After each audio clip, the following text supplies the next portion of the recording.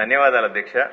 ఇప్పుడు ప్రత్యేక అవసరాలు ఉన్నటువంటి విద్యార్థులు టీచర్లు అధ్యక్ష, అంటే ఈ వికలాంగులైనటువంటి విద్యార్థులకు సంబంధించినటువంటి అవసరాలు అన్ని చోట్ల ప్రతి జిల్లాలో బాగా కనపడుతున్నాయి అధ్యక్ష. చాలా మంది మన దగ్గర ప్రతి ఎమ్మెల్యే గారి దగ్గర కూడా ఈ పిటిషన్లు వస్తాయి అధ్యక్ష.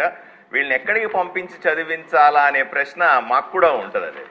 వీళ్ళ కోసం ప్రత్యేక స్కూళ్లు ఏర్పాటు చేయాలనే ప్రతిపాదన కూడా ఇంతకుముందు 2 సార్లు వచ్చింది.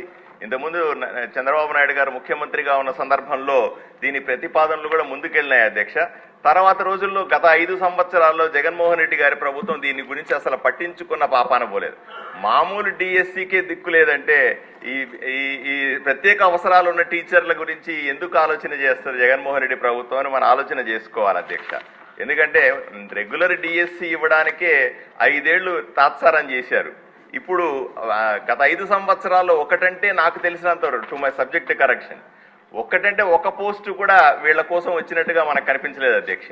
సో వీళ్ళ అవసరాల కోసం మన ప్రభుత్వం ప్రత్యేక దృష్టి సారించాలని, అదేవిధంగా ఈ పిల్లల్ని అంటే కనీసం జిల్లాకు ఒక కేంద్రం అంటారా లేకపోతే 2 జిల్లాలకు ఒక కేంద్రం అంటారా ప్రత్యేక, ఎందుకంటే వీళ్ళని ఎక్కడికో స్కూళ్లకు తీసుకెళ్లి చదివించడం కష్టం. ఇప్పుడు రాయలసీమ మొత్తం చూస్తే అధ్యక్ష కేవలం తిరుపతిలోనే తిరుమల తిరుపతి దేవస్థాన ఆధ్వర్యంలో ఒక మంచి స్కూల్ ఉన్నట్టుగా మనకు తెలుస్తుంది అధ్యక్ష. అలాగే వీళ్ళందరూ కూడా తిరుపతికి వెళ్తుంటారు అధ్యక్ష. అలాగే ఆంధ్రాలో కానీ లేదా ఉత్తరాంధ్రలో కానీ ఇటువంటి స్కూళ్ళని ప్రత్యేకంగా తయారు చేసి, ఎందుకంటే వీళ్ళు మిగతా పిల్లలతో కూర్చొని చదువుకోవడం, మిగతా పిల్లలతో కలిసి వీళ్ళు పాఠాలు వినడం సాధ్యం కాదు. సైమల్టేనియస్ గా టీచర్లు కూడా దీనికి ప్రత్యేకంగా వాళ్ళ నాలెడ్జ్ని దృష్టిలో పెట్టుకొని, వాళ్ళ అవసరాలను దృష్టిలో పెట్టుకొని ప్రత్యేకంగా టీచర్లు కూడా ఆ రకమైన ఫీల్ ఉన్న వాళ్ళు, ఆ రకమైనటువంటి వికలాంగులు ఉన్న టీచర్లు ఉంటేనే వీళ్ళకు కూడా కనెక్టివిటీ ఉంటుంది అధ్యక్ష.